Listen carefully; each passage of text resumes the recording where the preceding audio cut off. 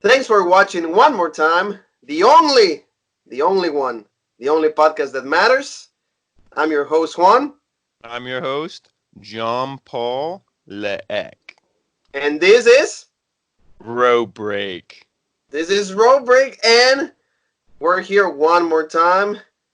20 minutes after the show is over, we're here to review NXT Takeover Portland, and this is probably going to be one of the few times that we're actually, you can see the smile on his face, you can see my smile.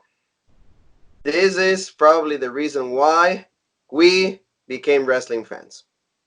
Exactly. Shows like this, shows that don't, disrespect our intelligence, shows that give us what we want. Like Batista said, give me what I want. Give me what I want. That's what they did. They gave us what we wanted. They gave it, and it was a great show. Didn't disappoint. Like I said, doesn't insult your intelligence, and it was the perfect length. 3 hours, a little over 3 hours. Fantastic wrestling. You couldn't ask for anything more.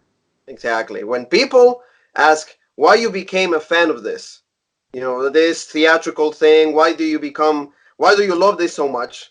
The answer of this question becomes a lot easier when shows like this happen, because you just gotta be like, give me 1 second, pull the show up, and just show this to the people.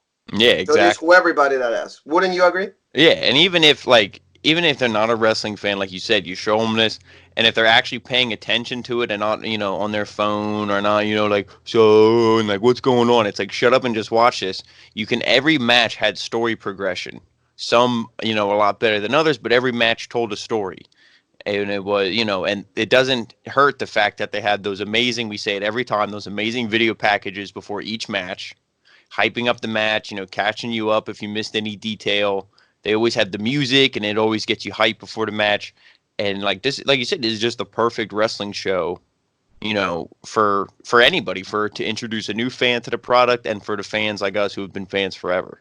Exactly. So like this is something that I wanted to ask you. This probably could be like the best pay-per-view in the last 5 years overall of any promotion. Yeah, I mean, there was like what was it, the Takeover 25, or Takeover 25, and there was some last year that were really good. Yeah, New York, like they were all really good shows. This one, but like we said in the previews and predictions, every match, could have been in the main event, because all these people are worthy of being in a main event. And I feel like some of the matches on this show, like I still feel that way. Some of them, could have been a little better, but that's like nitpicking. They were all, fantastic. So, I mean, it's hard to say, but I feel like right now, just because it's so fresh and so new, that I agree with you. This was definitely the best takeover that I've ever seen. I will say the same thing, and see, that's one of the reasons that, like, we mentioned this in the previous and predictions, and as a fan, you feel so refreshed when things like this happen. You want, like, you see how Triple H, Shawn Michaels, Jeff Jarrett, everything in creative, William Regal, the performers, everything just blends together so well. Yeah. And the result is this: great crowd. You said great video packages, good storytelling, and on top of that, extremely great wrestling. Yeah. There's no even reason, like you said, nitpicking is just because we watch wrestling for the longest time. So we're like, hey, maybe this could have been different. This could have been added something. But in the end of it all, it's so just good. Like, there's still like adrenaline going through my thing. Oh yeah. Veins. I'm still trying to absorb everything that I just watch. But I'm happy. I'm happy that I watch. Yeah, and the one thing, like you said, like we feel all these emotions, like happy and excited and pumped, obviously I was texting you throughout the whole show. We were texting each other, and we're all like freaking out when matches are going on, endings to matches and stuff. And don't you feel that these takeovers are so good because Triple H and his team, they tell these guys, go out there and do what you were born to do. And then on the main roster, they always have some like, make sure you do this, and this match can't be, you can't do this, and you have to make sure you do this. And like everything on the main roster is so controlled. But in NXT, they let them guys go out there and they say, just tear the house down. Exactly. Oh yeah. Like, and that's why, like, I really agree with you. That's why the emotion, not just from the fans and the crowd and us at home, but from the wrestlers themselves in the ring, is so much better in these NXT shows. And that's why we say, like, oh, Takeover was great. And I mean, we'll say, the Elimination Chamber was good, but we will have enjoyed. Not gonna lie here. We probably would have enjoyed Takeover more sitting at home than we will enjoy the Chamber being at the Chamber. Probably, Just because probably. of the energy and the feel and the quality of the matches. Even I the mean, it'll be moral calling legit to matches. see. Yeah, I mean, it'll be legit to see Chamber, Shayna Baszler probably winning, but then you see Roman win in a predictable bullshit match. It's like, okay, let's go, let's get this one over with, let's go home. And probably Maybe you don't feel that way when you're like a takeover. no, there's no way you like when it like they every match they could have been chanting "Fight Forever," Yeah, not yeah, just because you want to see the match going forever, but because you don't want it to end. exactly. Because when Oh it yeah, ends, like you gotta wait how many months for the next takeover. yeah, it's gonna be well. At least this one is not gonna be as long. It's like we Mhm. have a little bit like 2 months Yeah. or so because it's gonna be in April. They just announced it's gonna be the day before WrestleMania. NXT Takeover Tampa. It's Mhm. probably gonna be even. I don't know how you can keep improving the show against show, but probably Triple H knows the formula to get these things happening. At But this point, when it comes to NXT and all that, I don't doubt him anymore.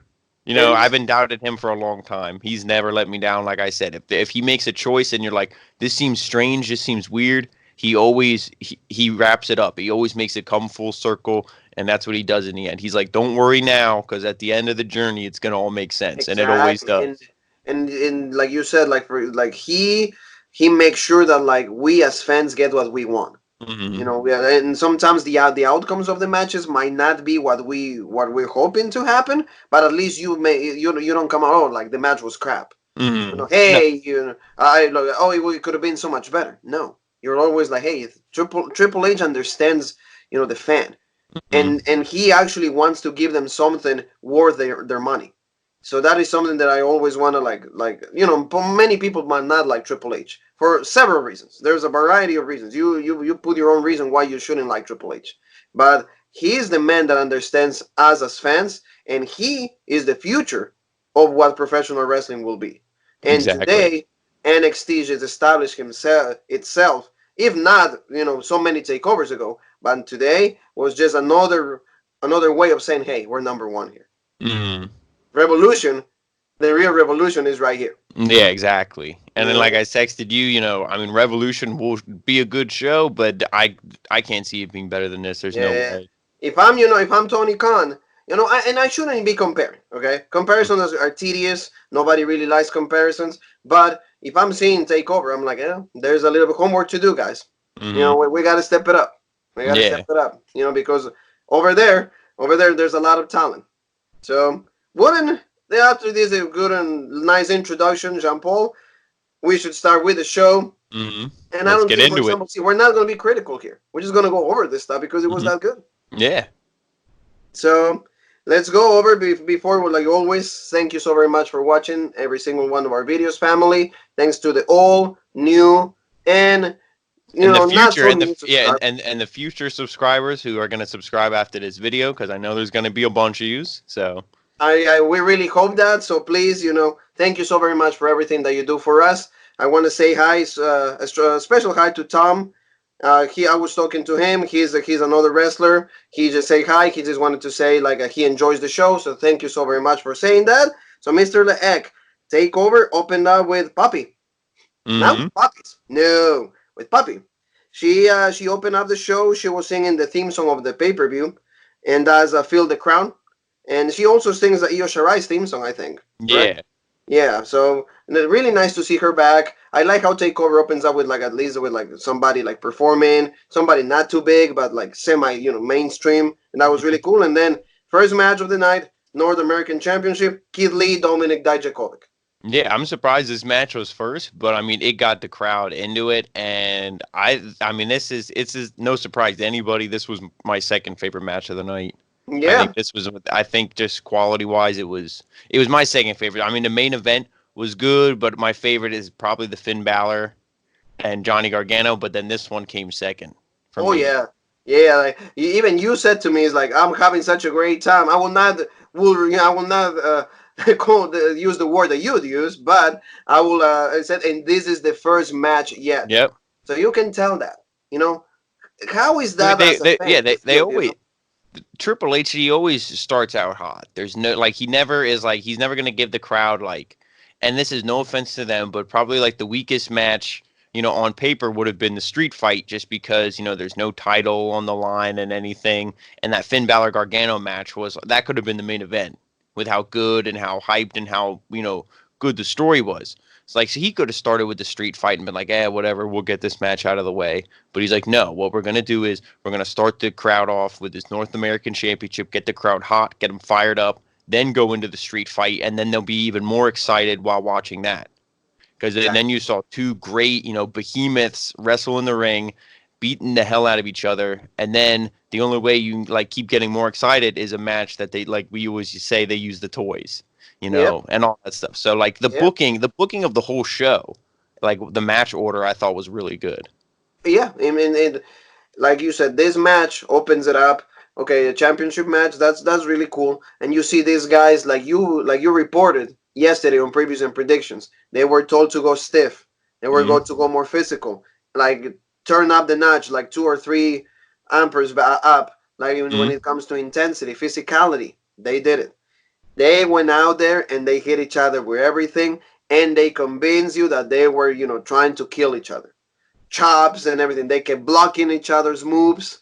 Like they even Kid Lee, like in some moments, no soul, and he was like all hulking up. And then Mm-hmm. like Jacoby goes and does the same thing, and Oh like yeah, because they like went for everything. They went yeah, for everything. yeah, and they used, their like you said, their big size. Dijakovic, how many times early on he kept going for a clothesline and he couldn't get Keith Lee down, and then he had to use, his long, strong legs to like, knock the big man down, and eventually, once they went back and forth, he hit a huge clothesline on Keith Lee and turned him inside out. So it's like you saw he was able to wear him down, and that's what I mean. They told the story. It was like it made sense. It's like, well, he hit him with his clothesline and took him down, but that's after he beat the hell out of him for 10, 15 minutes, so it all makes sense. Like nothing they did, like I said, you see him hulk up, like Hogan hulks up when it's like at bullshit moments. These guys, like it all made sense. It all, it was great. Like, it sounded like a Yeah, broken record, but it was great. yeah, and like these guys, wouldn't you think that like they're defining the new concept for what being a giant is? They Oh take yeah. risks. They do topes.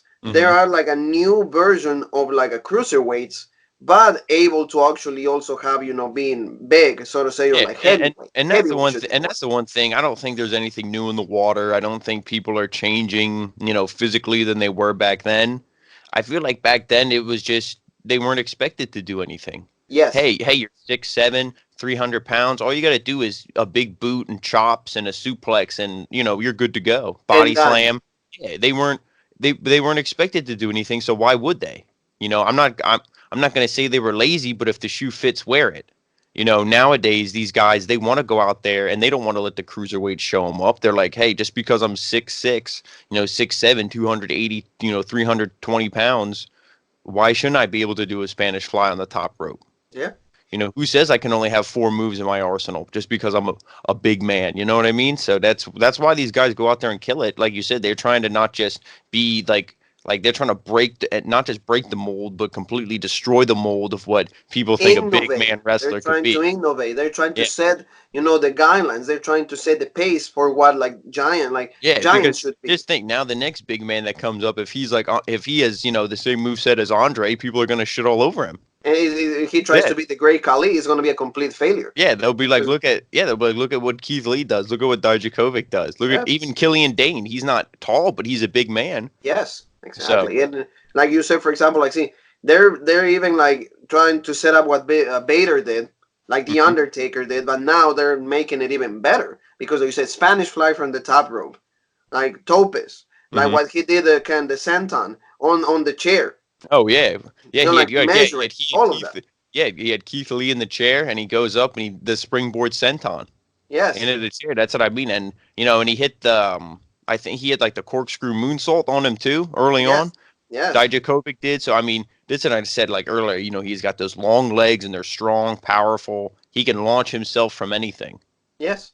And like we said in our predictions, Jean Paul the Booker, myself, we were both correct because in the end, Keith Lee retains the Mhm. right decision. Although, see, Dijakovic didn't look bad at all. No. The man, gave everything, and he was like this close. to be Mm-hmm. the new champion. But we knew Kid Lee at this point he's just a little bit more over than Yeah, Dijakovic.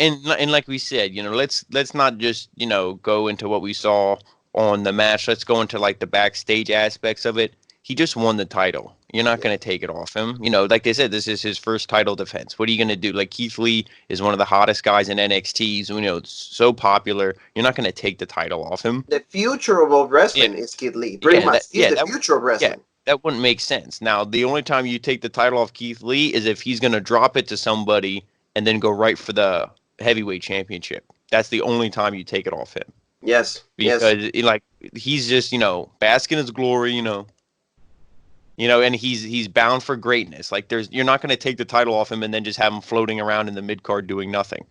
Yeah, So, and then that's what it is, and yeah, but like you said, he's gonna be on backstage, so yeah, people that love don't ever see backstage at least see it for Kid Lee. yeah, and like you said, before you take us through some spots here, like Dijakovic, he looks like he just looks so good. And the one thing we both said is he never hit his finisher. He never hit Feast Your Eyes. So like at least that was protected. I like when they protect the finisher because if he hits, I think nobody's kicked out of that he's hit it so far. Mhm. So that's the Yeah. one thing you like protect that move. So and that's what I mean. I feel like I said to you when he hits it next time he faces Keith Lee, It will be done. yeah It will be done. See, he'll be the champion. and see that's attention to detail from you, the booker, because like you said it, like he's like once he does that, and it will be done.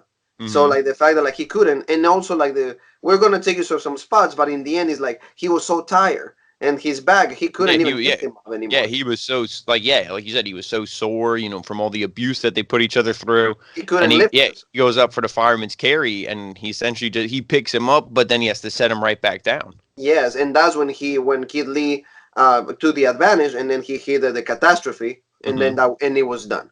So just to go over a little bit, Dijakovic breaks the count before putting Lee into the chair, but he gets slapped again anyway. Dijakovic gets mad and super kicks Lee in the chair. Dijakovic then goes to the ring and hits a springboard tope onto Lee on the chair. We saw that. We already talked about it. Back in the ring, Dijakovic super kicks Kid Lee and grabs him by the throat, but Lee breaks the hold and grabs Dominic, and then Lee counters into he counters into a chokeslam and they were all on the top rope. So another like good spots. Like see, they even do these things on the top rope. Hmm. Before Giants never did that. And then he tries to attempt for a chokeslam of his own, but then he misses. Then Lee gets chokeslam, but lands on his feet. See how they even counter themselves so many times. Yeah, And then Lee hit the spirit bomb on Dijakovic, but he rolls through and stands right up. No sells it. yeah, You know, that's the one thing. Like normally, I get pissed when they no sell moves, but with these two guys, like I said, it was just like you said, they were just like giants. It reminds you like like a fight in an anime or something. They're like like a Dragon Ball Z fight, to go off the spirit bomb, with that reference. But like these one the dudes Kamehameha, and it's yeah, like, these dudes are just laying it all on the line, and it's like there's the adrenaline, and like yeah, he no sold the spirit bomb, but the effects were still there. Like we said, he couldn't hit the feast your eyes, so it did damage to his back. yeah, and then Yeah. and not just like you said, like when you brought the anime, it absolutely is the truth. It makes so much sense because you make me think it's like when the guy goes and uses his biggest power, and the other one no sells it, and Mhm. there's that look of like disbelief. Is like I hit you with my best move and it didn't do anything. Yep, So exactly. that's like kind of like this situation was like that reminded me of. And then Dijakovic swings a kick, but Lee dodges and then hits another spirit bomb, but then Dijakovic kicks out. So even that, you Mhm. said two spirit bombs, and then Five Forever chance broke off, and then Kid Lee drags Dominic to the corner and gets on top of the rope, but then Dijakovic shoves him up to the floor. Then Lee gets to on his feet and goes back to the top rope, but Dijakovic attacks him and then climbs up with him. Dijakovic hits an avalanche Spanish fly, a move that Jean-Paul Egg absolutely loves, and rightfully Mhm. so because that's a really high-risk move. And the fact that they were able to pull it off beautifully, all the respect to these guys, you know what, for being such great entertainers and for setting the bar. And it's not Sheamus and Cesaro anymore, and it's a near fall. Everybody, even Nigel McGuinness, is like, oh, we have a new champion, new champion. He did cover, he did hook the Mhm. leg. Not yet, not yet. Then he tries to leave Kid Lee for Feast Your Eyes, but then can, and then Lee turns the tables and hits the Big Bang catastrophe for the win. Yeah. So extremely great match. Where does Dominic Dijakovic goes from here? it will be left to see because there's so many people in line for the North American Championship. We have, Yeah. like you said, Killian Dane. We have Damian Priest. We have Bronson Reed. We have Cameron Grimes. There's like a whole line of guys waiting for an opportunity. But Dijakovic today did not disappoint and actually cemented his name for what's to come. Yeah, and like you said, it's hard to for me to even think where they could go with him, what they could do with him, because the only person who he could have been tag team with would have been Keith Lee, and now that's not going to be a thing, at least not for right now. So it's hard to say where he goes. I mean, he could be in a feud with Killian Dane because we saw them wrestle before. Maybe Cameron Grimes. Who knows? Maybe he turns heel and he kind of maybe attacks guys like Kushida, and then he gets in a feud with him. There's so many different things that you could do, but it's hard to really predict where he goes from here. Yeah, yes, and you gotta love also after the match, Kid Lee and him they hug. There was Hmm. like a lot of respect. There was a lot Hmm. of camaraderie, and like they even like Kid Lee actually helped him to get into the rope again, to the top Hmm. rope, and then he was like celebrating. So you see, like those two knew what they just do. They just produce magic. Like Shawn Yeah. Michaels will say about his match with Razor Ramon. Oh, history is Hmm. made. So Yep. I will be Kid Lee. Oh, history is made because these guys have done something that is setting the pace for everybody else. And Oh. these guys make me so proud that I fell in love with this sport. So Hmm. many people not even call it that. I call it that, and that's the reason why. So Mr. Leek, street fight, you against me, Dakota Kai against Tegan Knox, another match that we were looking for. They used something that we asked for, violence. It was a Hmm. really nice match. In the end, a little crappy. I didn't like the interference, but we Oh both yeah, predicted. I Go agree ahead. because everything up until the ending, I thought it was great. There was some spots where it was like I don't even want to say like predictable or anything, but like I know you're gonna take us through it. But the one spot I just think of is when she hit the Shining Wizard, and it's like she could have went for the pin, but like as soon as she hit that, I was like, there's no way this match is gonna be over. She's gonna want to beat the shit out of her more. And she looked at her and she's like, no, not yet. It's not done yet. I'm not through with you. So like that's what I mean. I'm like it was kind of predictable just because how early on she hit it, but like everything before that, man, they were just beating the hell out of each other, throwing them into the steel steps, and then when she had it might have been after the Shining Wizard, I forget, but she like Dakota Kai picked up Tegan Knox like literally like a baby and set her on the apron and then took that trash can lid and completely obliterated that thing over her head. Yeah. Like I mean, they did not. It wasn't like a like a slap. Like they weren't just like the old Attitude Era women's match, which obviously it wasn't going to be anything like that. But I'm saying they hit each other harder than some men do. Yeah. With Oh, these, yeah. you know what I mean? This was legit. And then when she swung like the cricket bat at the ring post and that thing exploded when When she she jumped went, when on she went Mandy. for it and everything, and she's like, Yeah. ah. Yeah, so I mean, it was great, and everything into the stairs. When I think Dakota or Tegan did like a senton onto Yeah. a trash can that was laid over Dakota. It was, it was just great. It, Everything, yeah. The it only thing, was. yeah, the only thing I wish we would have saw was a table being broke. Well, they tried. Well, or They like I tried, said, but I wish we would have saw it being like broke. I guess the sequence didn't favor Mhm. Dakota. I mean, didn't favor Tegan for go through the table. But like you said, like this match again, another great video package to begin. Tegan Knox is coming out, and then Dakota Kai right away she actually ambushes her, Mhm. and the match starts outside. Then we gotta say right from the get go, Roman Reigns, Mr. King Corbin, can you please learn something from these two ladies right here?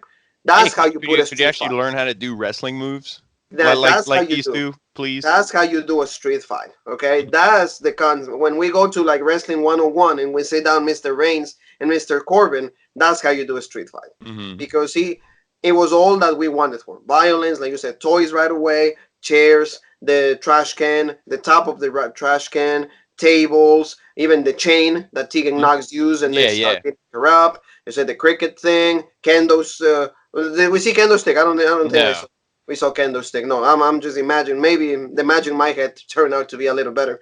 But in the end, the whole match was absolutely great. But like you said, she hits the Shining Wizard, and then she didn't pin. So that's why I was like, okay, Yeah, yeah. Dakota's getting the win. Yeah, Dakota's yeah, getting. yeah. Usually, like if we see a finisher like that and it doesn't happen, I mean, not always, but sometimes when you see a finisher and then they don't pin or they kick out, then it's like, okay, the other person's gonna win. Yes, yes, but overall, like Tegan had the upper hand most of the match. Like she was dominating Dakota, although she did a great job. But the one spot that I really like is when like, she put him like with the inside of the chair, in the Mm-hmm. inside of the chair, and she was about to like do like a kick, and then Dakota like she moved, so that was Yeah. really cool. That was like towards like the middle of the match, but the whole thing was really great. I will say Tegan's pants did not favor the match because she kept bragging, pulling her pants up. So Uh. maybe next time, maybe she uses something more like tight. And I'm not saying for enhancing the figure. I'm just saying because like she kept going like this, and was a little bit. I was like getting, no, I wasn't paying attention to that. So I will say that like for that reason, just use something different. Dakota even came out with like a different gear. So we're gonna work through some spots of the match.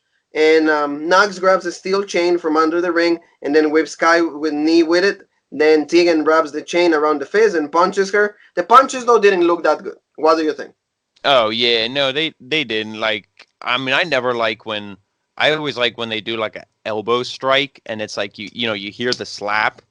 I never like when they do the punches because Yes. it's like because they try to do them like rapid, and it's like you can clearly tell that one, you're not connecting, and two, even if you were, there's no force behind it. Like it looks Yes. like you're like Yes. like you're stirring like cookie batter. You know what I mean? Like, you're not even like, you gotta like lay in there. They're like so weak little rabbit punches, and it's like that wouldn't hurt even if it was legit.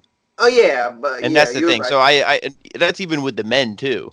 There was even a Everybody that uses the there was even a spot in the Gargano Balor match where they were both on the ropes. One of them was on the apron, and they were throwing like a fury of punches like that, and yes, they looked weak. And it was like, come on, just go back to the elbow strikes that look legit, yes, like, yes, or you're right. chop. So Knox again grabs the chair and places Kai's knee inside of it, and then stomps it, and then Tegan hits the Shining Wizard, like we said, and then she looks shot at herself. I thought at that moment when she hit the Shining Wizard and doesn't go for the pin, I'm like, she's gonna go super baby face. She's gonna be, I'm sorry, are you okay? But Mm-hmm. I was, for that split second, I thought like, okay, like, oh, she's gonna go super baby face now. But like, she's like, okay, I'm not done with you yet. I'm like, okay. So she's like, she's shocked at herself, but then she says she's not done. So then Knox goes on the outside and grabs the table, and then she's like you said, I think they tried to do that superplex on the outside, but they couldn't. I think she tries at the beginning, but then she grabs the chair, the table that she set up before, and then Knox stamps the code a few more times before laying her on the table. She grabs the chair and puts it around Kai's head. Tegan climbs to the rope, but then Raquel Gonzalez from the Mayon Classic comes down and attacks Knox. She rolls Dakota over the table, then she lifts Dakota up on the top rope and then throws her through the table, and then the table didn't actually break, so and then Yeah, she's she more like when she threw her, it was more like her upper back shoulder blades hit like yeah, the edge of the this part. table. Yeah, Yep. yeah, it almost like when Nyla Rose when she slammed Riho on the table and Yes. Riho didn't break the table. It was almost Yes. something like that, which I guess they say hurts more because you're not Yes. actually breaking through it. But I mean, I think she would have broke it. It's not like Dakota or not like Tegan Knox weighs 98 pounds like Riho. I think she would have broke it if she would have hit it. It was just a bad throw. Maybe the table was a little too far, and you Yes. know, like they said, Uh, she was killing it in the PC. But if I'm going to be heel here for a second, I think she needs to go back to the PC and work on her aim. yeah, yeah, like you said, like if for example, if she would have hit with like the lower back, I Hmm. would say she would have gone through. But like Yeah, you said, I think it was the shoulder blades. It was a bad yeah, throw, and maybe I a just and yeah, miscalculation. to me, like this took me out of it. I'm going to be honest. I didn't, because like they said, Dakota Kai looked surprised. Now, if they would have been in the video package, she would have been like, "Oh, this is a street fight. There's no disqualifications. I have a surprise for you, Tegan." If it would have hinted at something, because it was like there was no setup for like, is this a faction? Like, what is, what's her first name? Raquel Gonzalez. Yeah, okay, yeah. Like That. Raquel, if Yeah. she came down, if she came like Raquel, she had nothing where it's like there was no hint. It was no like, oh, her and Dakota are friends or something. Like, why attack her? What's the point? Are you trying to establish yourself in the women's division? If you are, then you should have attacked like, I mean, I know that doesn't make sense storyline wise, but then you should have attacked Rhea Ripley Yeah. or something. Like, I mean, obviously that's Charlotte Flair's, and that We'll would have just we'll see where they go yeah. from now. But like you said, I think we have a few questions that need Hmm. to be answered, and that will happen on Wednesday. But in the end, like you said, Dakota Kai pins Tegan Knox and she gets the win, Yeah, and she because looks like really surprised. yeah, because to me, I'm like, now what do you do with these two women? Is there a feud done, or is it still keep going? I think they're gonna keep it going. Yeah, which I mean, I'm not gonna say that like that's a bad thing because this match was great, but I said a street fight is how you blow something off. Yeah, Now, unless now it's like now what do you do? Now, I since mean, because I'd you have two. Go ahead. yeah, I'd rather see just Dakota Kai move on to something else and then have Tegan Knox versus Raquel. Raquel. What do you say, Gonzalez? Yeah, Yeah, yeah. have go against her, and then I don't know, then maybe when she beats that, then maybe go against Dakota Kai, maybe take like a little break. Then I feel it won't be so bad. Because like, what are you gonna do? Like, I don't want to see a handicap match unless she finds a new partner. Maybe probably Candice LeRae. That's what I was gonna say. You already Yeah. stole the. You already read my mind because I was gonna say that Tegan is already down in person. Hmm. So of course Candice is her best friend, whatever, right now, and Candice is not doing anything. So that's why you had to add Raquel, and now you got two against two. But Yeah. probably will take place at NXT TV. I don't see it dragging the feud all the way to Takeover No. because I just don't see like a tag women's match. Being kind of like I feel like Oh the no. Yeah. rivalry is just Knox and Kai. But Hmm. yeah, like you said, I don't know why they did this. So Wednesday will be interesting to see how they develop Yeah. from this because, like you said, maybe a lot of people was taken off by this. To me, we already said Dakota will win, so probably you need a heel tactic. So hey, she joined with somebody. She might look surprised at that point, but maybe she's like, "Oh, we knew it all along." So now we're gonna move on to like your favorite match of the night. Probably is because your boy Hmm. Finn Balor against Johnny Wrestling, the Rebel Johnny Gargano. And let What a me great just match! say again, like this video package I thought was probably the best one. I mean, the Champa Adam Cole one was good, but this one, I mean, just like everything when it was Gargano when he was just saying like, the Finn Balor from SmackDown and Raw, I don't want to see him because if he shows up at Takeover, I'm going to eat him alive. And it showed, Finn when like whether he was backstage or making his ring entrance on Monday Night Raw or SmackDown, like just smiling and just like the look in his eyes, he looked yeah, he was smiling, but the look in his eyes, there was no intensity. He looked dead. Like he Yeah, didn't want to be there. And like I said, nobody enjoys being on the main roster, despite what they say, despite Seth Rollins saying, oh, we're the best and this and that. He doesn't enjoy it. He hates it. He probably wishes he could be on NXT. well, if you want to be a successful wrestler, meaning you want to have that enjoyment, that inner enjoyment, you probably want to be on NXT. Mm-hmm. But I mean, if you're just content with where you are, hey, you're making good money, hey, you're headlining main events everywhere. I mean, main events, you understand, you know the Yeah. point. Main events. Well, maybe you just feel content that way. But since Finn Balor didn't feel the same way, and that's why he Mm-hmm. went back to NXT. He did it Yeah. like with a smile on his that time you can actually apply with a smile on his face, and look where he's at now right now. He Mm-hmm. got his character back. He was completely reestablished, and people now believe the new Finn Balor. And this Yeah. match was the stepping stone for that new rebirth of Finn Balor. This was the first statement. Hey, beating somebody like Johnny Gargano.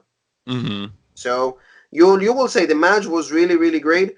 They has a lot of good spots. Both of them went at it. The intensity, like you said in the report, went out like really really high. Like on the outside, they kill each other. Sling blades, they counter each other moves. Super Mm-hmm. kicks. At some moments, Gargano did like the spear onto like the on the outside. Finn Balor counter a lot of moves. He tried to do the coup de grace. Oh, and then Gargano counter. Like they went at it with everything. Oh yeah, and the drop kicks into the barricade, all that stuff. Yeah, and announce tables were used, like and everything like that. Like this whole show, a lot of people used the announce tables and everything. There was just so much. The show was intense. Like you said, we reported that they were told to just go out there and be as intense as they want, and they definitely did that because like we saw it, like you said in this match, the chops. These guys hitting their chests and everything else. It was legit. I love the sequence, when Gargano hits the super kick, and then Balor counters with like the Pele kick. See, Hmm. like super kick, Pele kick. They went like insecurity, like Hmm. going like both at each other. Is like the back and forth. Like at some moments, Finn looks like he's about to win it, then Gargano counters, or like when Gargano went from like the drop kick on the outside. Uh huh. Like yeah, he went like this. He goes running. It was just really really great. So we're gonna. Are you happy that Balor won though? Of Oh, course. yeah, obviously. I think, and then when we saw in the main event, it like Johnny Gargano still had story progression.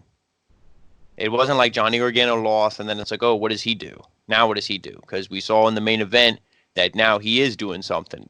And, that's one of the things, like I said, people were probably upset that he lost at the time, but like Triple H, he loves Johnny Gargano. He's going to take care of him and he's going to take care of us as fans. He's not going to let us down. And Balor winning here. And the one thing I could say it at the end of it, but I'll just say it now, is I always love when finishers are protected. He hit the 1916 once and done. Once and what? And done. And done. It's not like he hit it and Gargano kicked out and then it's like, uh-oh, and then he had to hit it a second time to pin him. Because then the move is done. Mm-hmm. Done. Because, I mean, if you have to hit your finisher twice, forget about it. Yeah. And after the match, he was saying, this is the new Finn Balor. And he said, I've been in Matt Riddle. I've been in you, Gargano. And he mentioned somebody else. It's like, this is the new Dragunov. It's like, I'm the prince right now. And see, like, that's cementing, like you said. He, right now, is automatically the number one contender for the NXT Championship. They even Morrow mentioned that in commentary real briefly. He's like, oh, like whoever wins here, should have a shot at the number one or a shot at the NXT Championship. Yeah. Yeah, and it makes total sense. So we're gonna take it through some spots like we always do, family. Both men run at each other, and Johnny hits the discus clothesline. Gargano attempts the super kick, but Balor counters with a sling blade. I love the sling blade. Finn Balor hits the best sling blade. And the way he hits it, too. In the business, absolutely great. Balor runs into for a super kick, then another sling blade from Balor. Johnny then drop kicks into the buckles for Finn. Then he goes up to the top rope, and then he misses the coup de grace again. Johnny gets Finn in the Gargano escape and tries to roll him out. So, Jean Paul was already afraid at that point because, like, he's going to tap out.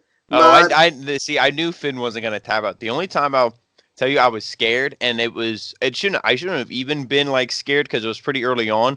But like you said, when he hit the super kick and then he hit the Pele kick and Gargano fell on top of him, I was like, come on, if he wins on this bullshit. Yes, but I knew sequences like that because it makes sense. You're using a little bit of gravity when it comes. But I knew Balor wasn't going to tap. There's no way. I mean, he could have easily lost this match, and I would have been upset just because I'm a fan of Balor, but I wouldn't have been upset storyline wise. Yes, but for him to tap wouldn't have been good. So I knew that they weren't going to have him tap. I kind of fear for a second, but then he rolls again. And then this time gets out of it before hitting a stump. Balor attempts 1916, but Gargano counters right back into the escape. This time the Irishman reaches the ropes to break the hole. And then both men roll to the outside once again. Gargano does the Finn's see the gun, like we said before, the taunt before hitting a running dropkick into the barricade. Gargano getting more boost than anything because a lot of people are invested in Finn Balor. Everybody like the crowd, and the crowd killed it today. Invested in every single move and every single thing. Johnny takes the lead from a non-stable, but Balor front suplexes him into it. Then Johnny stands on the table, and Gargano runs across both tables to drop kick Johnny off and into the barricade. Balor puts Gargano back in the ring and hits the coup de grace, followed by the most protected move in NXT at this moment, at this minute, at this hour.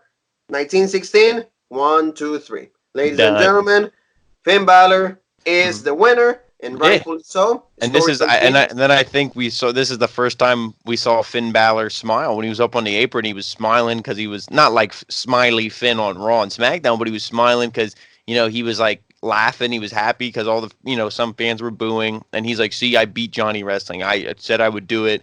I beat him." And that's the thing. Like Finn Balor, like you said, he's so protected because what did we say in the previous predictions? Him versus Cole it's like it's a money match, and what bigger match to do? Because I'm sure that'll be booked for Takeover Tampa. Yes. So like what? That's your main event right there. Yeah. What bigger match could you do? There is none, and it's like when you have him be the new champion, he'll be the. I think he's only had it one time. I don't think Finn Balor. I think it was one time. Nakamura and Samoa Joe were the only two. So the only two that have been two times to NXT champions. He can join them as a two-time champion, and it'll be legit. And that could be a thing where he holds it for a while. Then maybe Dijakovic comes back in and he beats Keith Lee, and then we see Keith Lee versus Finn Balor. Yeah, and That's see, I would and that's how I would book it. that's you see how, like, for example, Triple H takes care of his own brand. He Mhm. puts on he's gonna put this guy on the top, and then this guy knows already how it is to be the champion, and Mhm. he did it in a minor scale because NXT wasn't known at that time. It was Yeah. still a work in progress. But now I think if they put the title on Finn Balor, it's gonna be a rebirth also for NXT, meaning like taking it to the next level, even competing more with AEW. Not saying that AEW is the best brand out of the two. Clearly today was a statement that as of right now, NXT has the upper hand. Mhm. But just establishing Finn Balor as your main guy once again. So it's an example that how Triple H can use a recyclable, so to say, and put him in the place that he always needed to be. So, Mr. Egg, let's go to a match that actually turned out to be a little quicker and did not give us like the whole shebang that we were all getting from all the matches. It was intense at the beginning, but in the end, a little bit anticlimactic, I will say. Yeah. But the match, well, for what it was good. Mhm. NXT Women's Championship match: Rhea Ripley against Bianca Belair. Your thoughts on that? Yeah, I mean, you pretty much hit the nail on the head in the beginning. They were beating the hell out of each other. It was mostly Rhea. I feel like I like her. She's a good wrestler, but I will say she is a little booked, a little too strong. I feel like Bianca could have got a little more offense in the beginning. Bianca, it almost looked like a cruiserweight going against like like Like a a Goldberg. heavyweight. Yeah, like Goldberg. You know what I mean? Like squashing somebody because it was Ray just kept slamming her down, and it was like okay, Bianca's just as That's big, powerful. just as jacked as Rhea is. Let her have a little offense. She obviously did. It wasn't one sided, but the one thing I do like though is we didn't see Charlotte until the end, until the And John match was Paul already predicted that. yeah, until it was already over. Because I said if she would have interfered in it, then that would have took it at some of it out of me. But maybe if she interfered, it would have made it a little more interesting. Because like you said, the ending was pretty anticlimactic. It was like, oh, is she gonna hit the riptide? Like really already? She hits it, and then it was done, and it was like, oh. And done. And But done. I mean, because I just feel like that kind of, I mean, like I said, Bianca looked all right. I won't say she looked great. People like Dijakovic and Gargano looked better in losing efforts than Bianca did. But because it's like, I don't want to say they disrespected her, but she was kind of like a little disrespected. They hyped her up. Oh, she had the most eliminations in the Women's Royal Rumble. But one thing they're not going to tell you is when Shayna Baszler came in, she also had 8. So Yeah. Shayna Baszler tied her. Bianca broke In the a matter record, of seconds, but yeah. then Shayna came in and tied the record. Yeah. So, like I said, they hyped her up, but then she didn't really look all that great in this match. But take Yeah, us it is through it. true. It is true. And like for me, Jean Paul the Booker said it on previous predictions. As long as they keep the match clean and Charlotte shows up at the after that, I'll be fine. And I Mhm. think that like I agree with that because like the match for what it was decent. They didn't hit it like kill each other, but in the end, Rhea retains. We all of us knew that they weren't gonna put Scott here.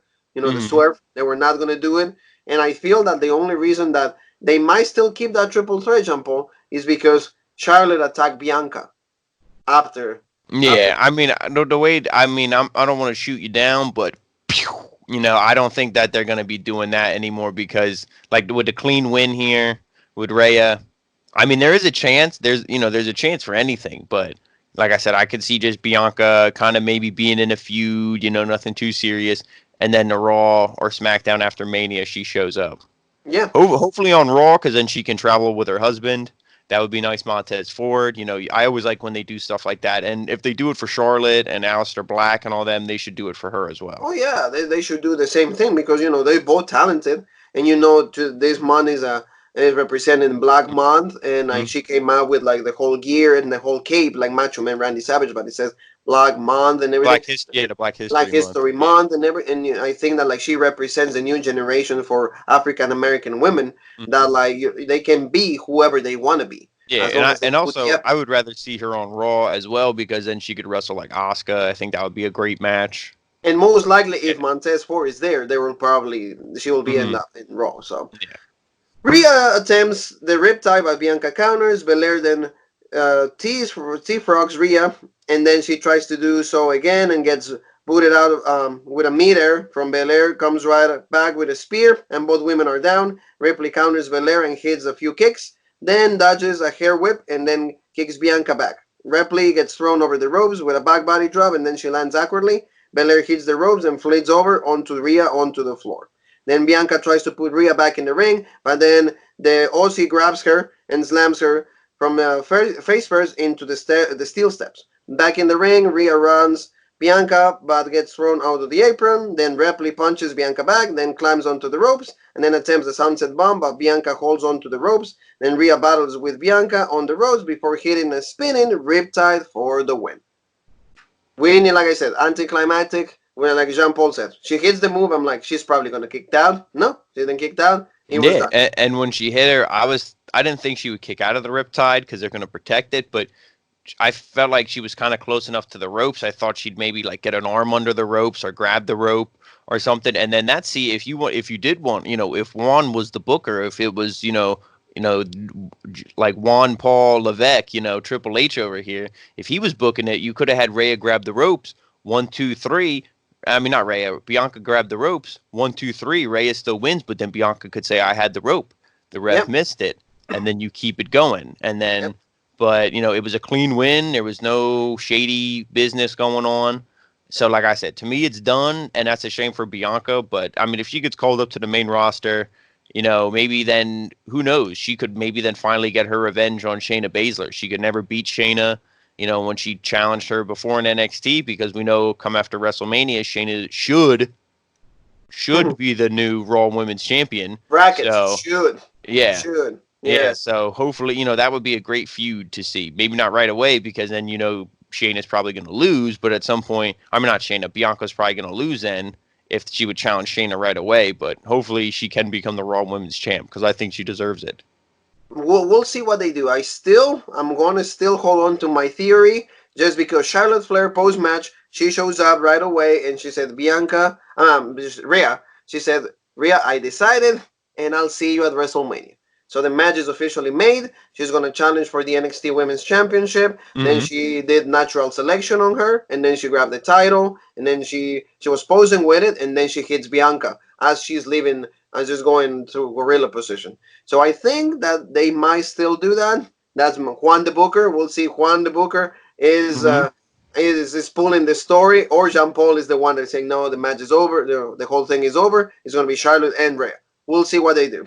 But for what it was, I would say out of the 6 matches, this one came out to me like one of I don't want to say the worst, but the less Yeah, well, I mean, I'll say, because none of these matches were bad, but like they were all great. But this was the worst. The less good. There you go. This was that's like saying you got like a box of donuts and one of them, all donuts are delicious, but it's like, oh, this one's powdered and I want glazed. It's like, well, hey, the powder is still delicious, even though it's not as good as the glazed. You know what I mean? That's like, we all want glazed, but you know what? And sometimes it's like at work, you open that up and they only leave you with the one with the powder. So it's like, yeah, whatever, I'll take it. Yeah, like it's still good, but it's not, as good as it could have been. Yeah, there you go. It's not glazed.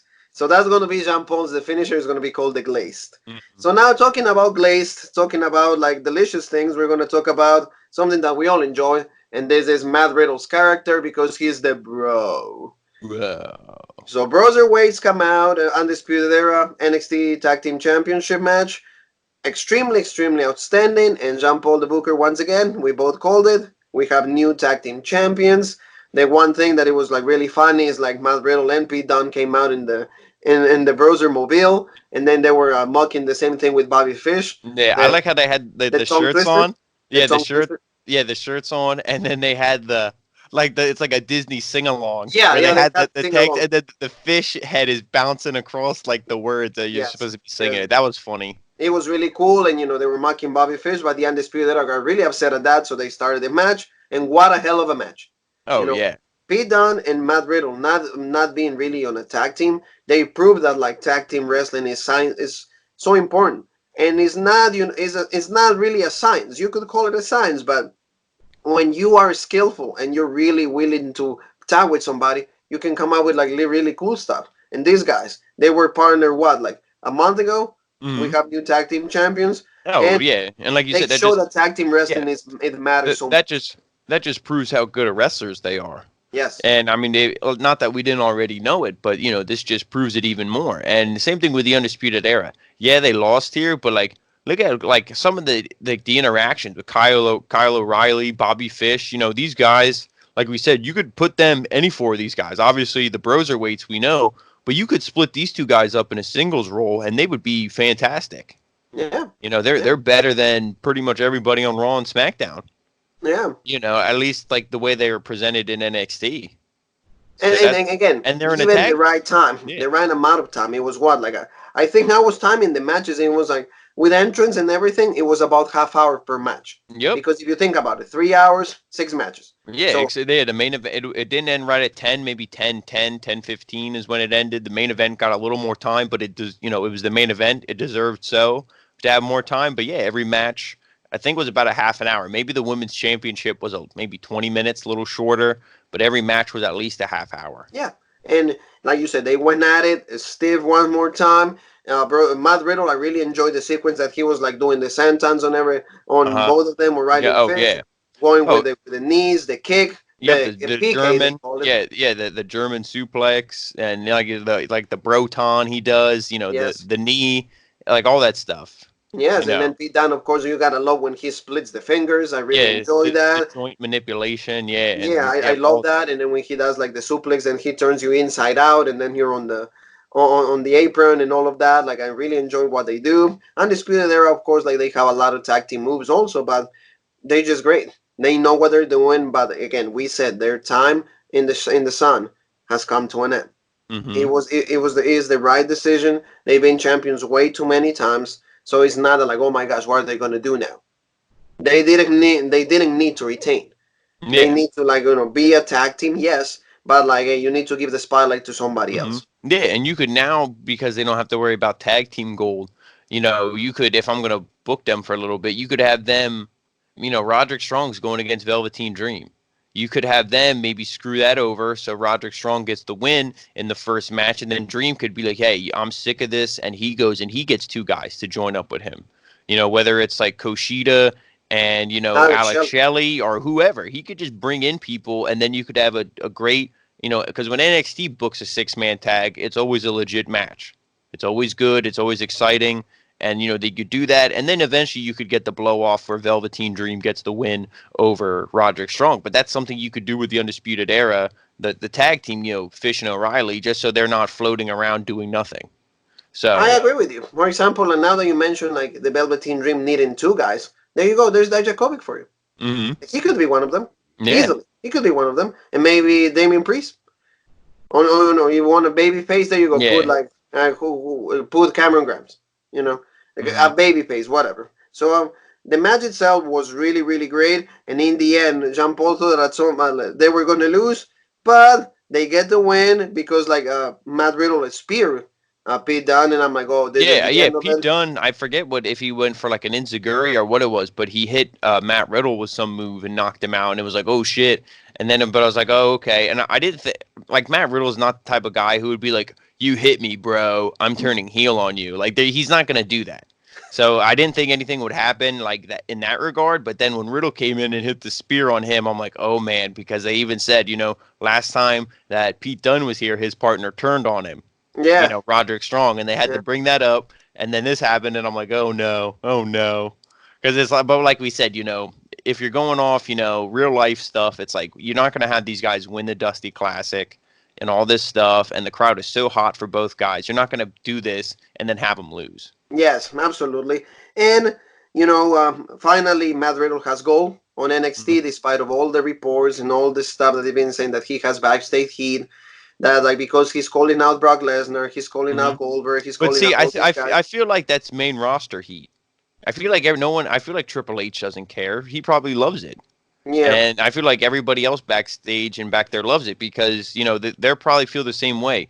Why should the main roster pander to a dude who's 50 some years old who wrestles once or twice a year? Why shouldn't they care about their future? And yeah, that's the problem with the main roster and Vince McMahon. He cares about these old timers who drew big back in the day. And the only reason that they drew big back in the day was because you weren't the only one writing the show back then. yeah. Was it? You had Jim Ross and all these other great writers on the show, booking a fantastic show. Now, since you're the only moron involved, that's why these shows suck, and that's why you need to get the nostalgia pop by having Goldberg on and, bringing back The Undertaker twice a year for the same thing. John Cena at WrestleMania. That's why you need to do this, because you can't book a show good. Because 300. you Yeah. forgot to do the formula that actually made you beat WCW. That is Mm. create new stars. Yeah. Forget about the nostalgia acts and bring just new stars. And that's how Mhm. you came out with Triple H, with D-Generation X, with The Rock. And the whole Attitude Era roster pretty much was built on that premise. Yeah. Build different I stars. mean, hell, even the thing, and then we'll get into the match. They plugged it, and that's what I'm gonna watch as soon as I'm done here. That Ruthless Aggression, It's going to which be a good series. which was streaming right after Takeover. So hopefully, if you guys are watching that, you watch Rope Break right after, because I don't know what else you would watch. That's But true. like that's good too. Kurt Angle, he really went off in the Ruthless Aggression era. Batista, Randy Orton, all those guys, Eddie Guerrero, Chris Benoit, Brock Lesnar, all them. The And Ruthless yeah, Aggression was good too. yeah. There's a lot of moments to enjoy. So let's go to some highlights like we always do.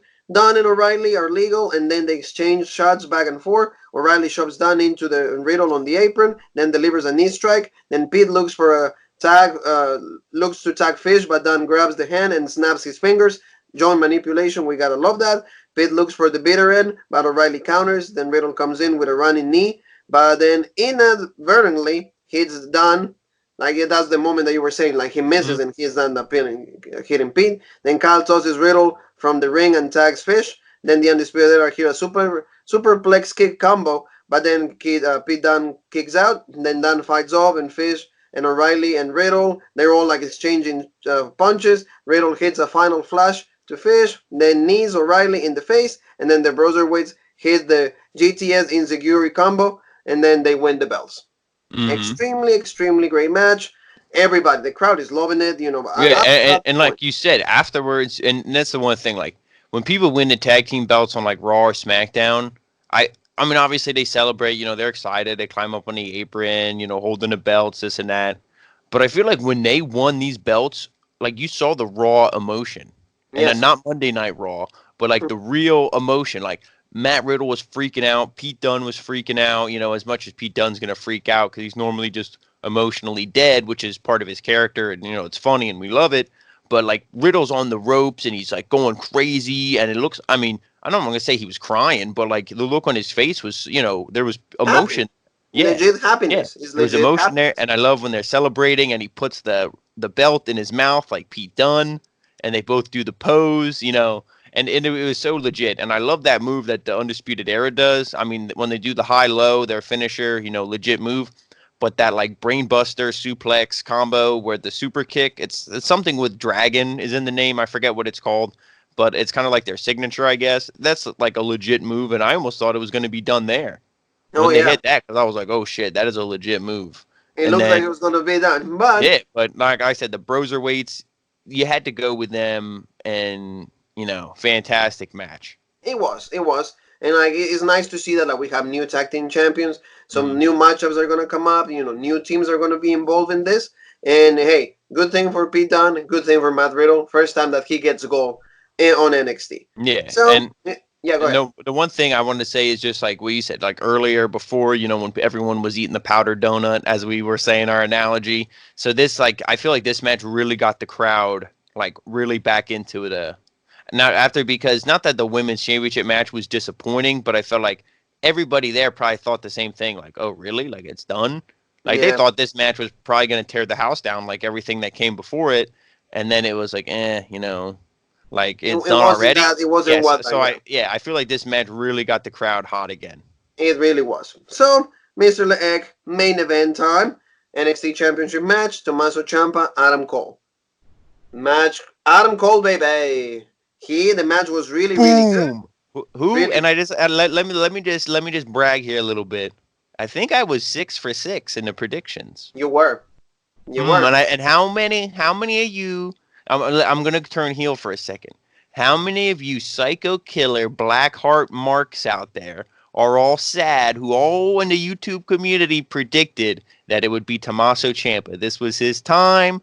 And I even said, if the Undisputed Era, if they lose in the tag team match, that they probably will, most likely, there was no way Adam Cole was losing because you're not going to destroy the Undisputed Era in one night. I thought the prophecy was going to be broken. No, I even thought that. I even reported no. that. I even And want I to take said, my hat off for this yep. one. And There I you said go. there's no Yeah. way. There's no way because, like you said, they NXT, like when they had Finn Balor and all that as their champion, you could still make the argument he was their best champion.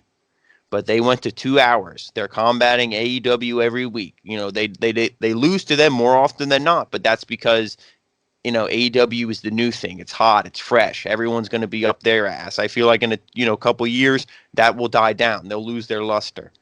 Um, but who was the champion through all this? Adam Adam Cole. Cole. Who, like they said, who was the only NXT champion who defended the belt on Raw and SmackDown successfully? Adam Adam Cole. Cole. Adam Cole, and it was like, yeah, the story was there for Ciampa, and if he would have won, I would have been, you know what? The story was there. It made sense, so there's no reason I can be mad. And that's the thing. If the story's there and it makes sense, go Do for it. it. Do it. But Yes. Adam Cole's one of those guys that you don't disrespect him in a sense where, and he would have been fine losing too, I'm sure. I'm sure he would have said, yeah, the same thing. The story's there. Let's do it. But you got to give this guy, hey, like, look, he is the reason why NXT is where they are. Yeah. One Oh, of you, them, you like, made you made a lot yeah, of sense. because You like made a I lot of sense when you say that. more times than not, when you see people wearing NXT stuff, it's all Undisputed Era. Because, like you said, people love factions, NWO, Bullet Club, all that stuff. People love This factions. Generation X, they Yeah, love the yeah, faction. yeah. They love factions, and how cool is that? For the Undisputed Era, people love them, and like you said, to me, there's no way you were gonna like line them up in the sights and shoot them with the bazooka and blow them up all in one night. Yeah, Except, I thought they were gonna do that. I actually Mhm. thought that, but Jean Paul is 6 out of 6. I get like 5 out of 6 Yeah, you still because I pass. You still pass. I Don't still worry. passed because I thought Killer Cross was gonna show up, and not, that didn't happen. But in the end, the match, as good as probably Johnny Gargano and Adam Cole at NXT Takeover New York. And the one thing, two things that I wanna like mention about this. They were the time that Champa goes to that bald guy in the crowd and he kisses him, and the guy is Uh-huh. completely losing it. The That guy's was so legit. happy. He's That like, was legit. he's like, oh my god. He's like, That oh. was legit. So see, that's a spontaneous moment. Uh-huh. That was really cool. And then when Mauro Ronaldo goes, "Oh, the biggest comeback after Lazarus" or something Yeah, like that. yeah, yeah. I was like, what the hell? But like, see, when he comes out with lines like that, Uh-huh. like you can tell this guy is Yeah, so like into it. the Lazarus pit. Yeah. Like that. Uh-huh. That's to me is like no other Mhm. sport, no other event has this kind of things that I like wrestling does. And Mhm. many people might say is predetermined. They use any other words to like mention about wrestling, but see, no other sport that has ability to make you believe that something is inevitably gonna happen. Like you said, many people, like even including me, they thought that like Champa were gonna be the champion, but no, they put the swerve, Mhm. and in the end, Adam Cole retains after Yeah. a fantastic match that they went through hell and back. Yeah, So I exactly. And like, I mean, obviously, we'll go through it. There was some shady business going on, a heel turn that I didn't see coming. I don't think anybody really nobody saw it saw it. coming. Yeah. Nobody saw it coming. I want to see anybody who posted a video, before Takeover who said that because, I'll give them all the praise in the world because I don't think there was a single person. And that's the thing, it was a great match. And like maybe if it was clean, maybe if these guys were locked in a Hell in a Cell or something like that, where there could have been no interference, Champa might have won, but that wasn't the case. And Adam Cole, baby, Adam still, Cole remains champion. Cole runs at Champa but sends him over the ropes and onto Fish and O'Reilly because they were already there. The Undisputed Era, of course, they're there to hmm protect his leader, to make sure that at least the only title that is left yeah, remains yeah. with And them. before that, Roderick Strong came out and he was distracting the ref, Yep. and I think that he hit the last shot on him, but then there was something happened. He couldn't pin him. Oh, I think he rolled out of the ring. He rolled out like Yeah, close, and then he was grabbing the ropes. yeah, And yeah. that's So, why like McGuinness and Morrow were like, oh my gosh, you see the intelligence in Champa. That mhm. like you see how smart he is because he's just doing that so he gets a Yeah, little bit of time so he can and regroup and rest and and one recover. thing, and one thing too, before you continue, is like we always say like Nigel is the heel. He always usually sides with the heel. Like he was on Balor's side, he was on Dakota Kai's side. He picks the heel, and he was the same thing with Adam Cole. But then when Ciampa kept getting dropped on his head, the Ushigoroshi, and I think it was a spot where he like power bombed him into the announce table, and his Yes, back hit the yes. table, and then his neck snapped, and then his head hit the table as well. Like since that spot, even Nigel was like, he's like, all right, like Cole, like all right, like stop this. He didn't even want to see Ciampa get beat up. So that's what I mean. It's the little stuff like that you pick up on where it's like the match was so intense and there was so much emotion and storytelling that it made Nigel go from a heel to a face. Because he Yeah, knew that like the intensity and the lengths of yeah, like what they were going to do to pull this off, which they yeah. did. So when like I said once again, Champa goes for the Whittles bell. Then Champa dives over the ropes with a spinning plancha to Cole. But then to finish and O'Reilly, he did actually not a. I put that on my notes wrong. It was like a tornillo. It was like the tornillo is like the diving screw they call it. Yeah, Mm-hmm. I'm sorry about that. I was just writing really fast. He gets Cole back in the ring, but then he hits three super kicks in a row and then the last shot. I really love that sequence when he's like little lows, Yeah. very low super kick, a little higher, and then the last shot. But then he kicks out again, and Mm-hmm. then the reaction from Adam Cole. Yeah, and That that's tells and the whole that story, the yeah, face. that's the only problem I had with the match. Because like I said, that's like I mean the super kick he does it all the time, but that's like a signature. That's like a finisher for some people, and it's Yeah, like he hit that thing 3 times and then his finisher and it wasn't done. I'm yeah. like, But come on. and you see the face though, You see Oh the yeah, face. that's what I He's mean. like, Yeah.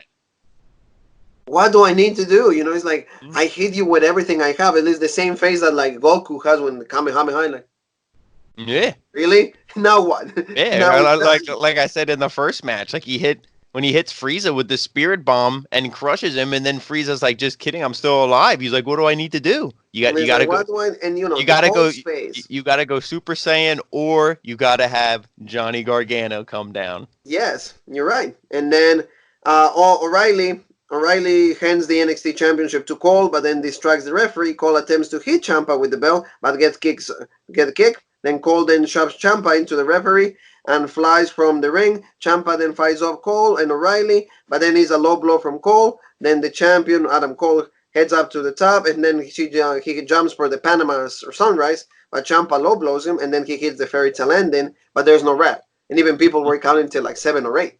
And then like Yeah. there's no ref, and everybody's like pissed. It's like it could have been done. And then I knew. Like Mhm. he's retaining. And then like Jean Paul said, Johnny Gargano comes out and seems to like throw him the mat. He's like cheering for Champa. At least that's what it Mhm. looks like at this point. And that's what it seems. Then Champa crawls over to Gargano and tries to grab the NXT Championship, but then Johnny pulls it from Champa and then actually whacks him with it. He hits Yeah. Champa with the NXT Championship. The referee's back, and Cole rolls over and then covers Champa for the win. 1, 2, 3. And still NXT Mhm. champion Adam Cole, baby, and like Jean Paul will do. Ooh. Yep. So And the one thing, like like you took us through the ending, and you mentioned the 2 spots I really only had problems with. I love the Johnny Gargano heel turn because what do you do after a loss like that? Where does he go? He has to turn heel. Now, I don't know if I want to see him and Ciampa again, but I mean, hey, at least it'll be kind of interesting. At least, the dynamics will be flipped. It won't be a heel Ciampa going against a face Gargano. Maybe they'll do something different and maybe they won't even feud. Maybe they'll do, I don't know. I wouldn't say do a heel DIY because it's like he cost him his chance at Goldie. But like I said, I never doubt Triple H anymore. I'm not going to say, "Oh, why do this? We don't want to see that again." He hasn't steered us wrong, and I don't think he ever will. So I have faith in it. The only thing I don't like is how, like I said, 3 super kicks and a last shot, and he kicks out, and then he barely whacked him with the title belt, and then all Adam Cole had to do was just roll over on him and pin him. He should have hit him with the title, and then he kind of fell backwards onto his knees, face Cole. Cole should have hit the ropes, hit him with a last shot, and then pinned him. yeah, I will agree with you. But see, the one thing I could just say is like just because like it's like you can say like he's the accumulation of tiredness. Oh If yeah, that's a yeah, word. that's all it was. You know. He used his last bit of energy to kick out of the last shot, and Yeah. then So so it was he had nothing left. Which yet yes. I understand, but I just don't like the. I'm not going to say the move is buried because this is a championship match, and if he didn't kick out of the last shot, I actually would have been surprised. But it Yeah, was like I wish he wouldn't have hit it. And yeah, just get it kicked out. it is, and in this kind of things, I guess you gotta like kind of like Yeah, use but I those mean, kind like of things. Gargano kicked out of it. You know what I mean? So like it's not like it's And remember, protected that like way. if something like New Japan, like you see how like Naito hits Destino like 20 times before he Oh finishes well, somebody. I mean, Or Naito. like Neles, I mean, Kazuchika Okada is a great wrestler, Yeah, but how the many times do you Rainmaker. see Yep. the maker? Like I think you gotta make it like Hmm. 10,000 Yeah, times to make yeah. somebody to make It's somebody. got to be raining all day for him to win. Yeah, you need like a whole day in Reading, Pennsylvania, or in Kutztown, Pennsylvania, to just have the whole thing rained out, and then you can pin somebody. Yeah. So in that, I think we wrapped out everything, Jean But Paul. like, yeah, but I mean, like I said, the heel turn, it was good. And of course, like I said, people are gonna say, "Oh, well, he had to have Undisputed Era come down, and he had to have the Johnny Gargano heel turn to win." But it don't matter because he's still the champion, and that's Is what still he's the been champ. doing for how long? He's a heel. He's not a baby face. He's not gonna win clean, but he's gonna put on a hell of a match every time he steps in the ring. And like you said, at the end of the day, he's still champion. Yeah, and The like, win is what like what yeah, matters. and to me, like I said, I mean, Ciampa's story was there and it was great, but I want to see Finn Balor and Adam Cole, and I think Yeah, that's what's going to be at NXT Takeover Tampa, and and, that's what I mean. And then we maybe see the final match between Gargano and um Champa. and Ciampa at Takeover Tampa as well, because that match will have all the emotion. They can go back to the DIY days, 2016, 17, all the way up until now. And so that will be a great match, and they're just doing it for like, what can we do to put on the best possible show Yeah, for Takeover Tampa, because what could be better than Gargano and Balor? The only thing better would be Gargano and Ciampa. yep. So it's like they're just booking it for what will be the best possible match And it's for probably NXT. their last match. So meaning like their last encounter from Mhm. from their time being on NXT. So I think thank you so much, Jean Paul, for like being with me talking about this great show. I think that like at the end of the day, we're gonna go to sleep knowing that like that was an amazing masterpiece of a show. I hope Mhm. everybody enjoyed it as much as we did. A lot of everybody's looking forward for NXT right now on Yeah, Wednesday. It and like wouldn't you said, surprise me yeah, that this week they beat AEW. yeah, oh yeah, because and they even hyped up during the show, which I appreciated. They hyped up, the Velveteen Dream and Roderick Strong. Yeah, And like you said, this show, it didn't disappoint, no way at all. There was, like I said, the Rhea match could have been a little better, but I mean, other than that, like everything else was fine. yeah. It was a great show. I mean, like I said, there was the little spots that we nitpicked, but that's all it was. It was nitpicking. It's not like we came on here for SmackDown, because if you want to No, see us yeah. hate something, then you watch the SmackDown The review. energy is way different. I The still, energy is way different. everything I said and hoped for in the previews and predictions, I still feel now. Like you said, like Tampa could be better, but they set the bar real high for NXT for So they're takeovers gonna for have to 2020. like hyper, go a little higher if they wanna like come Mhm. close to this. So thank you so very much, every single one of you members of our family, to watch the show. And don't forget, please, to help us out with this little thing that I'm going to ask you. Just hit that subscribe button, click the bell for all the notifications. Help us out in the social media world. We're everywhere. We're on Facebook, we're on Twitter, on Instagram. You can see in the beautiful template that we have that you can find us everywhere in the social media world. And we'll be back tomorrow also with more content. And Jean Paul Egg will be doing Monday Night Raw on Tuesday morning. So Hmm. thank you so very much, guys. Please, comment, help us out. We love the conversations. We love to interact with every single one of you. Tell us, hey, I'm pissed that like Jean Paul is 6 on 6. I'm Yeah. pissed that Juan is 5'6". We want to help Juan. You want to help Jean Paul. Help each one. We don't care. Just comment, say something about how we do the show and everything. So Yep. in the name of Jean Paul and myself, we both want to say. Uh,